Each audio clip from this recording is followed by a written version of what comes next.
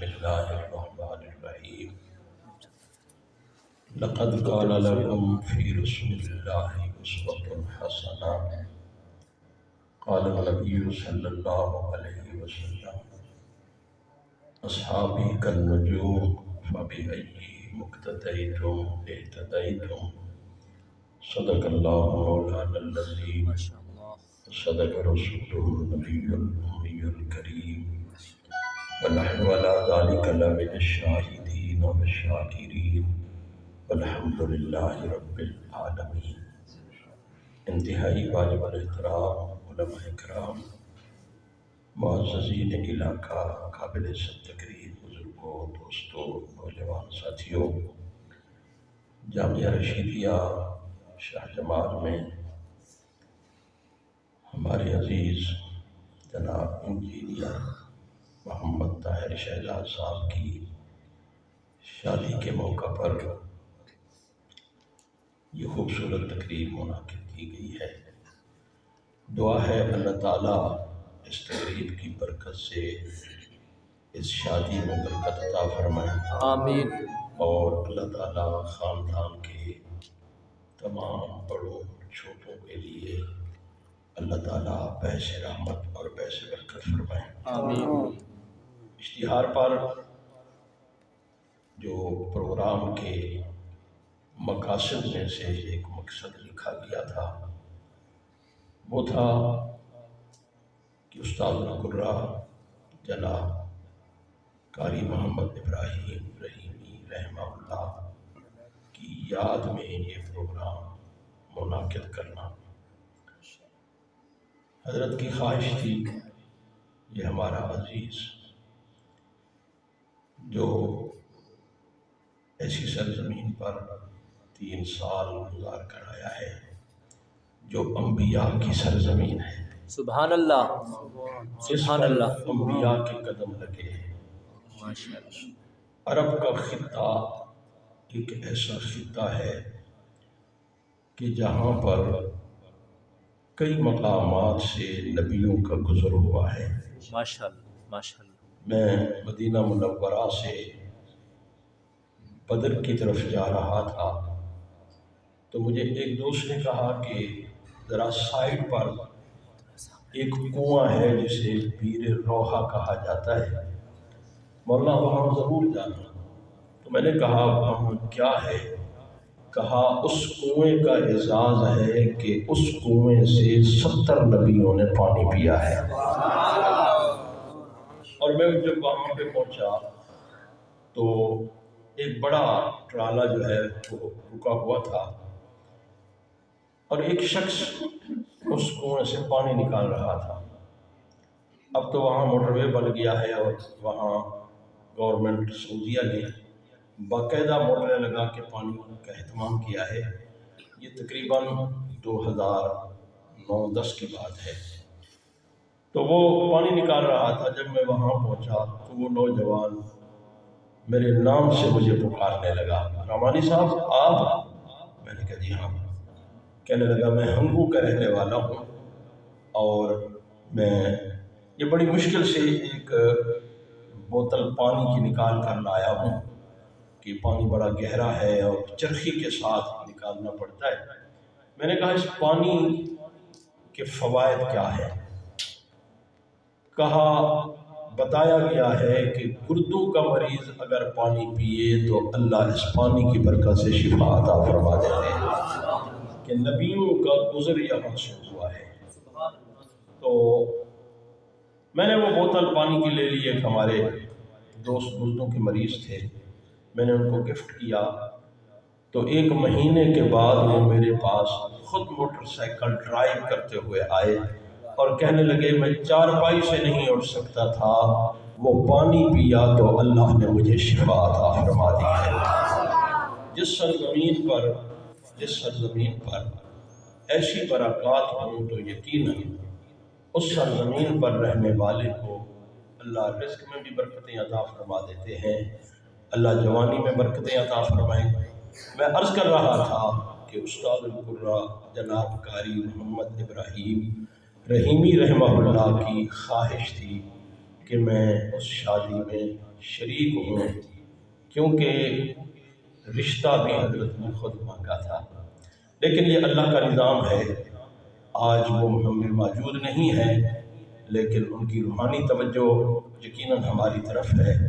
تو آج کے اس پروگرام کو ہم انہیں کے اشارے ثواب کرتے ہیں۔ اللہ تعالیٰ اس پروگرام کی برکت سے حضرت کی قبر کو نور سے منور فرمائے۔ اسٹیج پہ جلوگر ہیں میرے بہت ہی محسن اور میرے سینئر دوست ساتھی، میرے استاد مکرم کے چھوٹے بھائی حضرت مولانا حکیم معین الدین صاحب، اللہ تعالیٰ انہیں دیر کا سلامت رکھیں۔ وہ طالب علمی زمانے میں میری انگلی پکڑ کر یوں سمجھیں کہ اس نظام تعلیم سے وابستہ کیا کرتے تھے۔ اللہ تعالیٰ ان کو جزائے خیر عطا فرمائے۔ اسٹیج پہ جلوہ گر ہیں میرے استاد محترم جناب قاری محمد اسماعیل عثمانی صاحب، اللہ تعالیٰ انہیں دیرگاہ سلامت رکھیں کہ قرآن کریم کی بہت سارے پارے میں نے انہی سے پڑھے ہیں، اور یہاں پہ جتنے بھی تشریف فرما ہیں تمام ہی میرے لیے قابل احترام ہیں۔ حضرت مولانا صالح محمد رحمہ اللہ کے بڑے فرزند قاری محمد عبداللہ صاحب تشریف فرما ہیں، قاری عبید اللہ صاحب، اور اسی طرح قاری ابراہیم صاحب کے فرزندان میں قاری محمد اسحاق صاحب ہیں، ماسٹر محمد یعقوب صاحب ہیں، قاری محمد ایوب صاحب ہیں، اور اسی طرح باقی حضرت کے فرزندان تشریف فرما ہیں۔ میں تقریر کی غرض سے نہیں آیا، جمعہ میں نے اسلام آباد میں پڑھانا تھا، لیکن عزیز کی خواہش تھی کہ پروگرام ہم نے رکھا ہے تو آپ ضرور شرکت کریں، تو میں نے وہ جمعہ چھوڑ دیا، ان دوستوں سے معذرت کی، آپ کی زیارت کے لیے آ گیا۔ میں صرف ایک چھوٹی سی بات عرض کروں گا اس محفل کی برکت سے، اللہ کرے کہ وہ بات میرے اور آپ کے ذہن میں دل و دماغ میں بیٹھ جائے اور دنیا میں عزت کا باعث بنے اور آخرت میں نجات کا ذریعہ بن جائے۔ وہ بات بڑی کمال کی بات ہے، بڑی خوبصورت بات ہے۔ قاری خالق صاحب بیٹھے ہیں، اکثر قاری ابراہیم صاحب رحمہ اللہ کے ساتھ رہتے ہیں، باقی حضرات بھی میرے استادوں کے فرزندان ہیں، بھتیجے ہیں۔ یہ پورا شہر میرا اپنا شہر ہے، کوئی دوست بیٹھے ہیں حکیم اللہ صاحب، یہ میرے ساتھی ہیں، ہم جو ہے اکٹھے قرآن کریم کی تعلیم حاصل کرتے تھے۔ یہ اللہ تعالیٰ کی کرم نوازی ہے کہ جب بھی میں کہیں، مجھے ایک دفعہ احد کے دامن میں ایک چھوٹی سی بستی ہے، وہاں تقریر کا موقع ملا احد کے دامن میں، اور رات کے تقریباً 1-1:30 بجے کا وقت تھا کہ 200 کے قریب ہمارے دوست پاکستانی جمع تھے، اور میں وہاں تقریر کر رہا تھا۔ پہر نکلا تو میری زندگی کا وہ پہلی رات تھی کہ میں بحر نکلا تو شہدائے احد کی قبروں پہ مجھے گنہگار آنکھوں سے یوں نظر آیا جیسے نور کے بادلوں کی بارش ہو رہی ہے۔ بڑی عجیب کیفیت تھی، بہت کمال، یعنی نور برستا ہوا نظر آ رہا تھا۔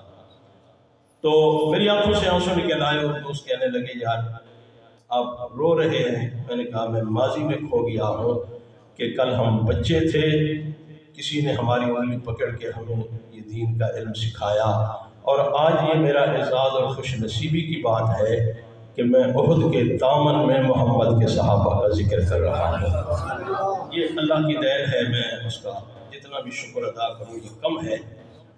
تو میں جو بات کرنا چاہتا ہوں، آپ کے ذہن میں دل و دماغ میں بٹھانا چاہتا ہوں، وہ یہ ہے کہ قرآن کریم کی ایک چھوٹی سی سورت جسے سورہ عصر کہتے ہیں، اللہ تعالیٰ نے سورہ عصر میں قسم کھائی ہے، عصر کے وقت کی یا زمانے کی۔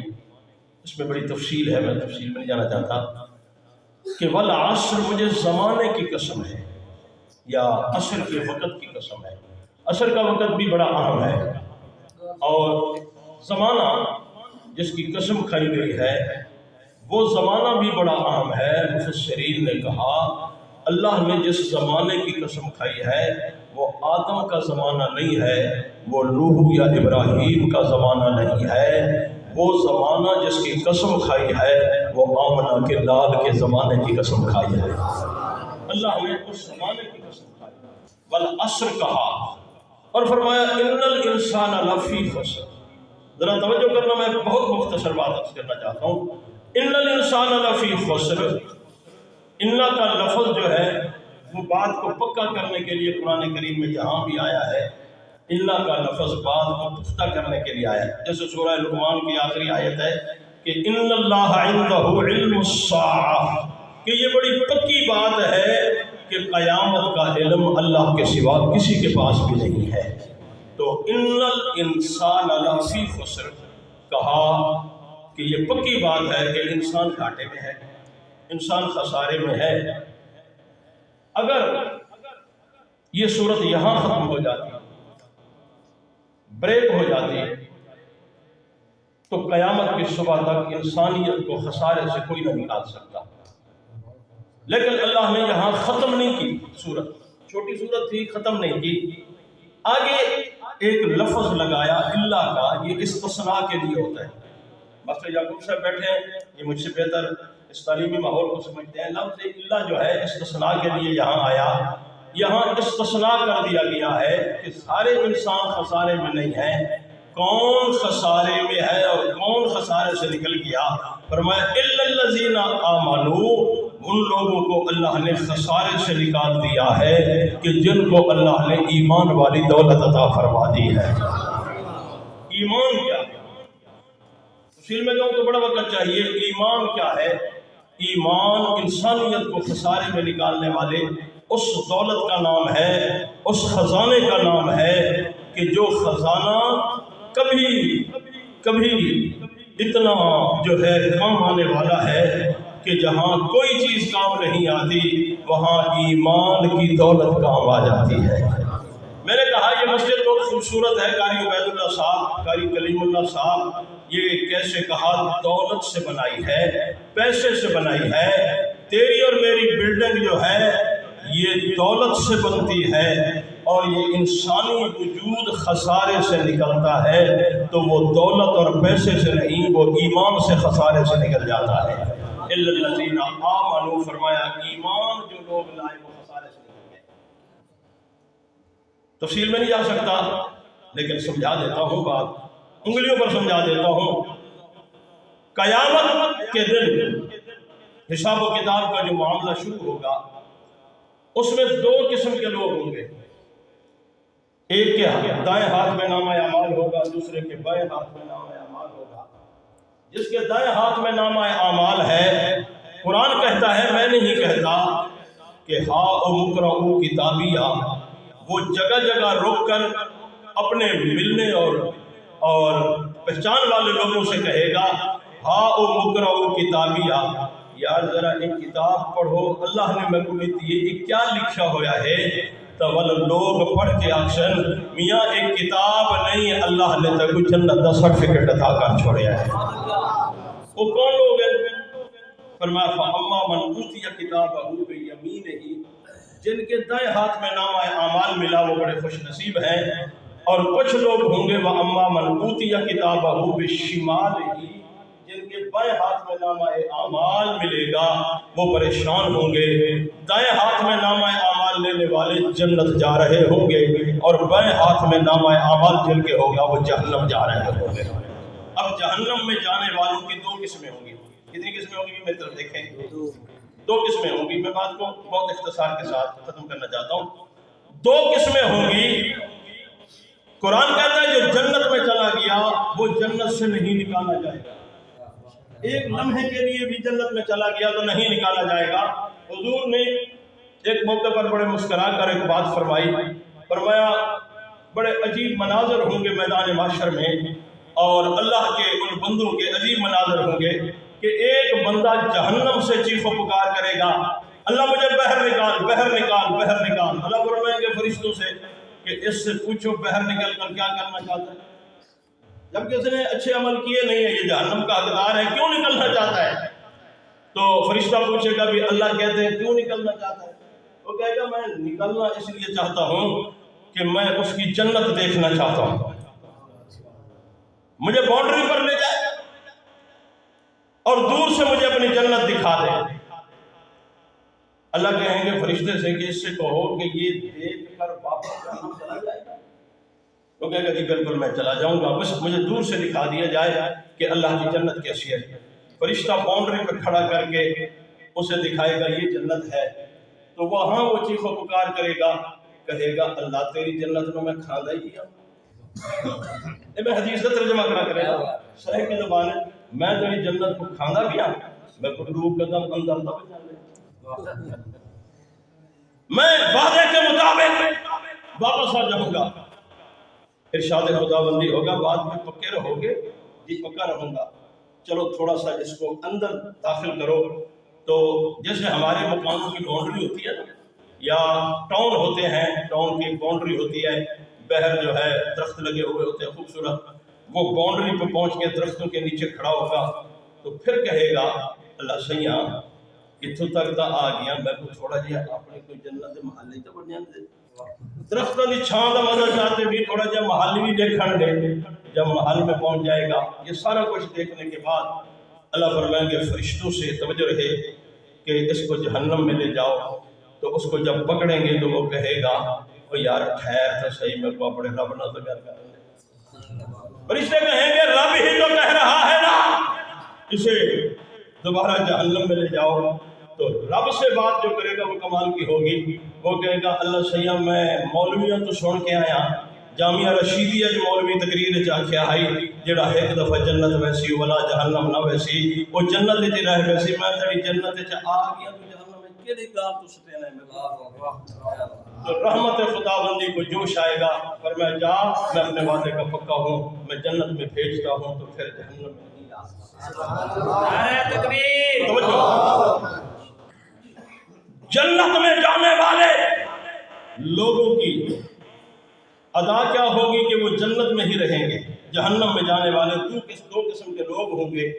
آدھے ایسے ہوں گے کہ جو ہمیشہ جہنم میں جلیں گے، اور کچھ لوگ ہوں گے جو سزا بھگت رہے ہوں گے، اور وہ ہوں گے ایمان والے. وہ کون ہوں گے؟ میرے نام تھوڑا جہاں بول پاؤ، تھوڑا جہاں بول پاؤ، بکھرے بیٹھے ہو، میں تو بڑی آدھے کٹھے دیں گے پاؤ. پاکستان کا نقشہ ہے، پاکستان کی قائد اعظم محمد علی جناح صاحب رحمۃ اللہ علیہ ایویں سب کو پاکستان پڑھا کے لے گیا جی سب بیٹھے ہو. اللہ تعالیٰ خوش رکھیں. میں تقریر کی گل نال نہیں آیا، میں بڑی زیارت کی گل نال آیا. خوشی کا موقع ہے. اقبال نے اور خاندان نے یہ بڑی جسارت کی ہے کہ این خوشی کے موقع تے بھی جلسہ رکھ دیتے، قرآن دی حدیث کی گال سننے کا تو موقع دیتے، ورنہ تو ڈھول ڈھمکے ہی ہوتے ہیں. اللہ اکبر. یہ مذاق نہیں گال. ساڑھے ایک دوست نے شادی کی تھی پتر دی تے میراثی بھی ساڑی کی تھی نال خسرے بھی ساڑی کی تھی. بلا خسرے کو پیسے دے ہوئے میراثی اپنا پہ دے.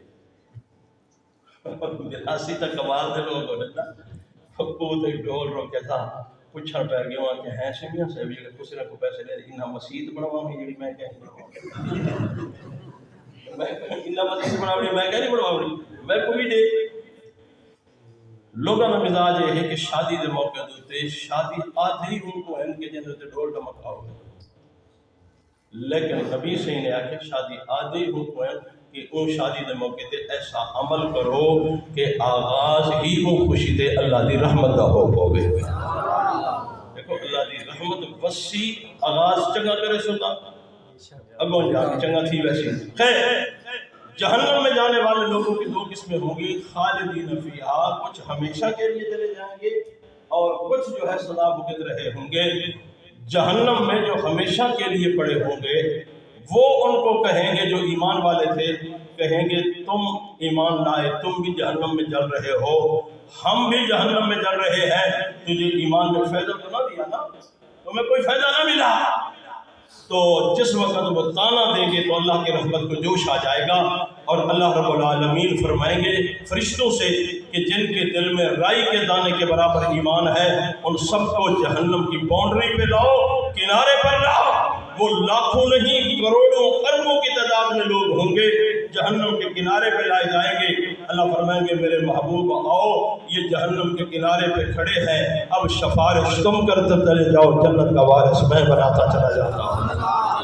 جس وقت وہ جہنمی جہنم سے نکلیں گے نا اور جنت میں جائیں گے، اس وقت قرآن کریم کی سورہ نبا کی آخری آیت کہتی ہے یا لیتنی کنت ترابا، وہ کافر کہیں گے ہے کاش ہم مٹی کا ذرہ ہوتے، انسان نہ ہوتے۔ تو اسی پر مفسرین نے لکھا ہے کہ ان الانسان لفی خسر، اللہ فرماتے ہیں کہ انسان خسارے میں ہے، الا الذین آمنوا، جسے ایمان مل گیا وہ خسارے سے نکل گیا۔ فرمایا جہنم سے نکلنے والے لوگوں کی خوشی کا کیا کہنا، جب آپ پوچھو گے نا کسی جیل سے نکلنے والے آدمی سے پوچھو جو 6 ماہ جیل میں پڑا رہا اور جب اس کو نکالا گیا روک کار آئی، وہ کتنا خوش ہوتا ہے۔ ارے جیل تو کچھ بھی نہیں ہے، جہنم سے نکلنے والے لوگوں کو کتنا خوشی ہوگی کہ ہم جہنم سے نکال دیے گئے، وہ نکلیں گے تو ایمان کی وجہ سے جہنم سے نکال دیے جائیں گے۔ الا الذین آمنوا، ایمان تھا لیکن پھر بھی جہنم میں چل گئے، پھر بھی چلے گئے۔ کوئی فارمولہ اللہ تیرے پاس ایسا ہے جو لوگوں کو بتا دے کہ ایمان ہو جہنم میں نہ جائیں؟ تو اللہ تعالیٰ نے جو فارمولہ بتایا ہے وہ یہ ہے وَعَامِلُ الصَّالِحَاتِ، فرمایا ایمان ہو پھر اچھے عمل کریں تو ان اچھے عمل کی وجہ سے میں بغیر حساب کتاب کی جنت عطا کروں گا۔ ایمان پہلی بات ہے، عامل الصالحات دوسری بات ہے۔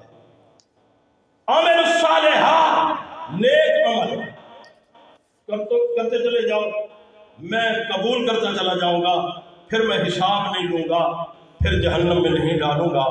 عامل الصالحات کہتے ہیں نیکی کو، کیا کہتے ہیں؟ نیکی کو۔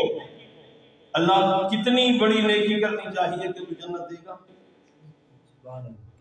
کتنی بڑی نیکی پر جنت ملے گی؟ توجہ رہے، میں بالکل آخری مرحلے کی طرف چلا گیا ہوں۔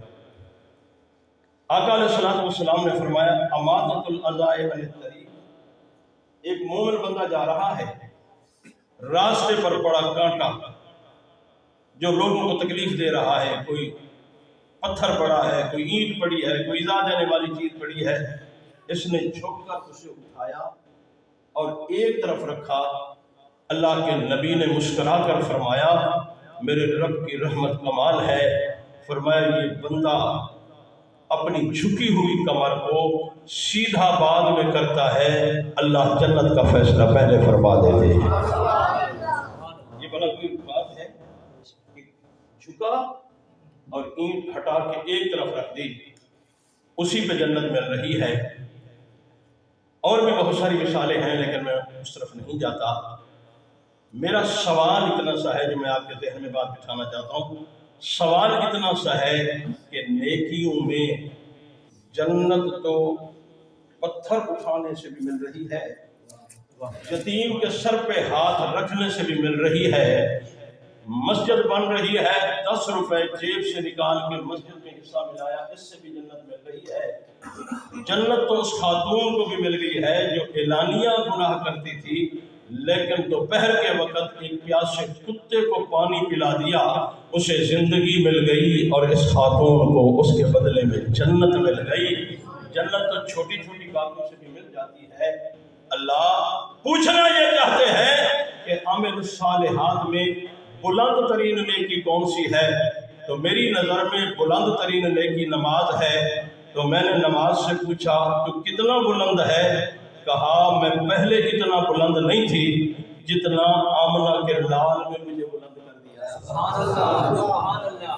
میں پڑھی تو موسیٰ کے دور میں بھی گئی ہوں، میں پڑھی تو عیسیٰ کے دور میں بھی گئی ہوں، لیکن کملی والے کے دور میں جب پڑھی گئی تو زمین پر سجدہ کرتا ہے، سجدے سے اٹھتا بعد میں ہے، اس سجدے کو اتنا پرواز مل جاتی ہے کہ رب اس سجدے کو مومن کی معراج بنا دیتا ہے۔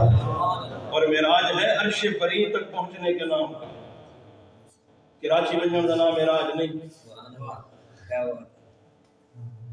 واشنگٹن بنجن کا نام معراج نہیں، معراج نہ ہے جڑا یتیم عرش بری تے پہنچے۔ اللہ فرمائے میں ہی کو تو معراج کروں۔ میں نے نماز سے پوچھا تو ہی بلند ترین نیکی ہے؟ کہا بلند نیکی تلاش کرتے ہو؟ میں کہا جی ہاں۔ توجہ، کہا بلند ترین نیکی کی تلاش میں ہو تو ایک اور بھی نیکی ہے، وہ کون سی ہے؟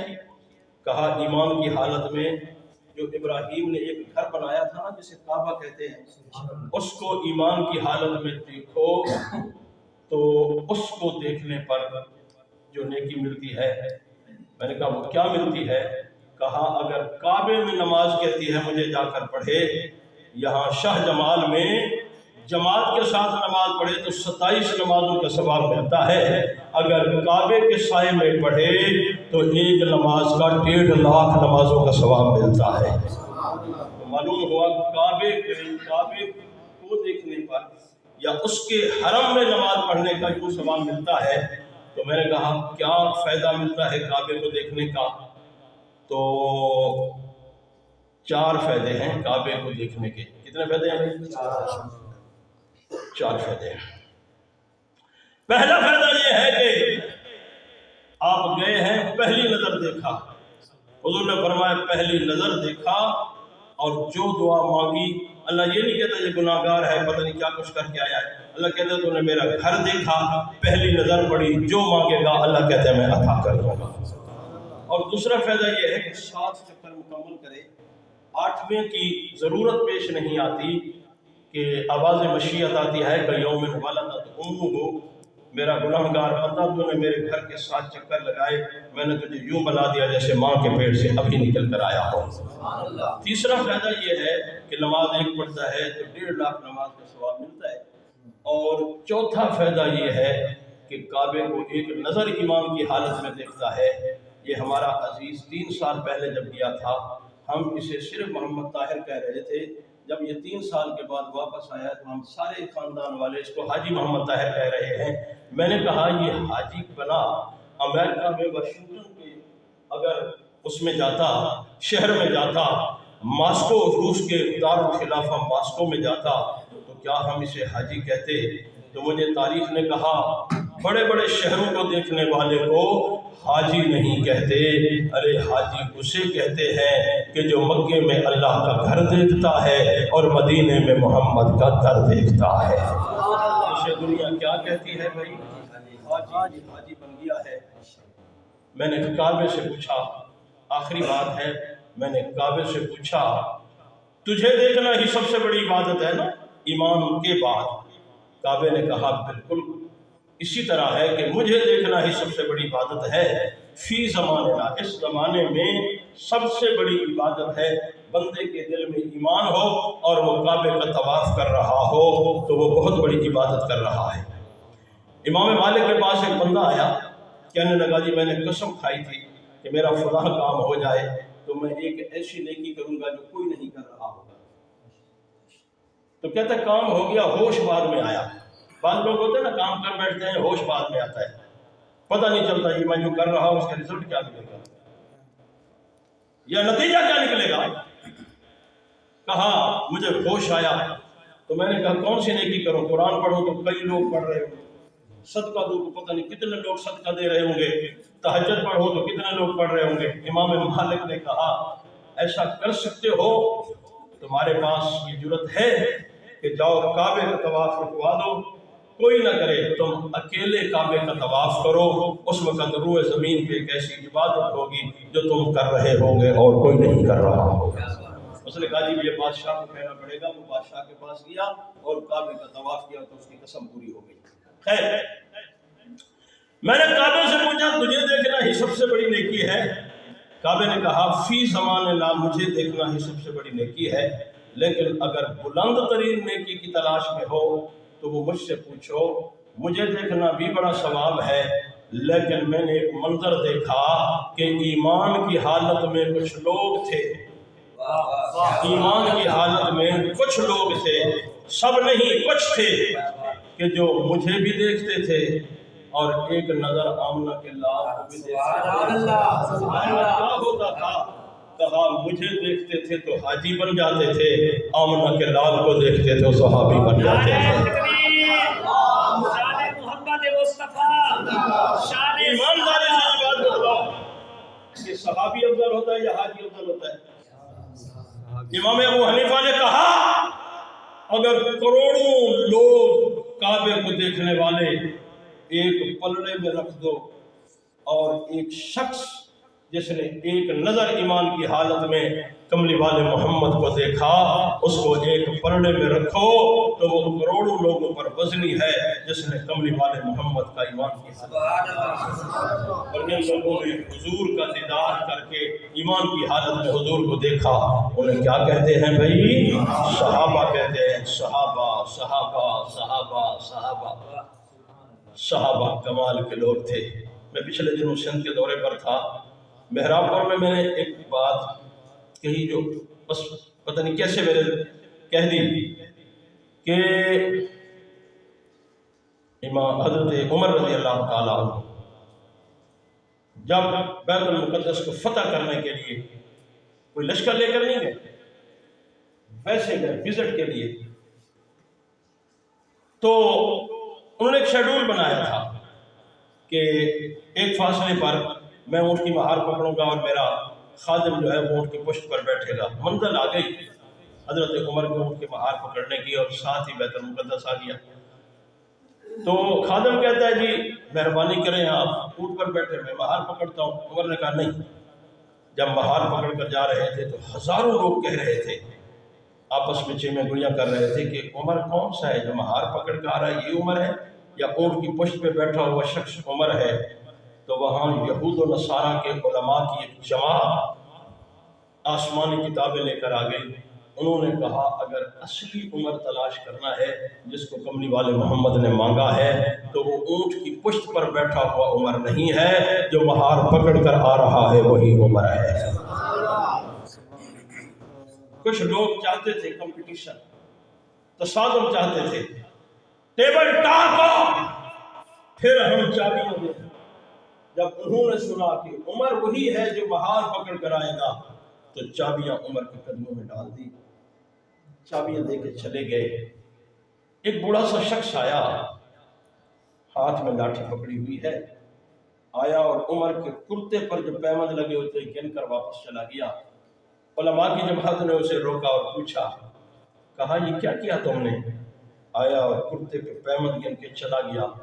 کہا جو تم نے پڑھا ہے وہ تو یہاں تک ہے نا کہ مہار پکڑ کر آئے گا عمر، جو میں نے پڑھا ہے وہ یہ ہے کہ اس کے کرتے پر اتنے پیمند بھی لگے ہوئے ہوں گے، اور میں نے پڑھا اور جب یہاں پہنچا تو میں نے عمر کے کرتے پر پیمند گنے تو میری وہ روایت پوری ہو گئی کہ یہ وہی عمر ہے جو محمد کا مانگا ہوا عمر ہے، اس کے کرتے پر اتنے پیمند لگے ہوئے ہیں۔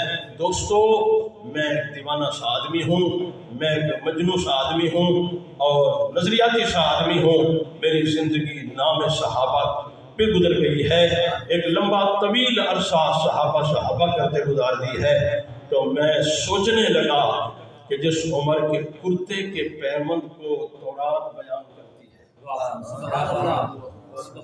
جس عمر کے اونٹ کے مہار کے پکڑنے کو انجیل بیان کرتی ہے، پتہ نہیں اس عمر کے سجدے کو کیسے بیان کیا گیا۔ میں نے قرآن سے پوچھا تو عمر کو کیسے جانتا ہے؟ کہا موسیٰ کی تورات وہ عمر جانتی ہے جس کے کرتے پہ 7 پیمند لگے ہوئے ہیں، اور میں قرآن اس عمر کو جانتا ہوں جو زمین پر بیٹھ کر رائے دیتا ہے تو عرشوں سے قرآن بنا کے سبحان اللہ سبحان اللہ۔ اللہ سے دعا ہے اللہ اس محفل کو قبول فرمائے، شادی میں برکت عطا فرمائے۔ میں آپ سے بھی ریکویسٹ اور درخواست کروں گا کہ ایسی خوشی کے موقع پر ہمیں بھی آپ کو بھی اسی طرح کی قرآن و سنت کی باتیں سنانی چاہیے تاکہ شادی میں برکت ہو، ہمارے ہر قول فعل عمل میں اللہ تعالیٰ برکتیں عطا فرمائے۔ تو آپ حضرات سے گزارش ہے ایک دفعہ سورہ فاتحہ، 3 دفعہ سورہ اخلاص اور بلاخر پاک پڑھیں، اور حضرت قاری محمد ابراہیم سمیت حضرت مولانا صالح محمد صاحب اور دیگر ہمارے جو بزرگ سے ہوئے ہیں ان کے لیے دعا حضرت مولانا معین الدین صاحب فرمائیں گے۔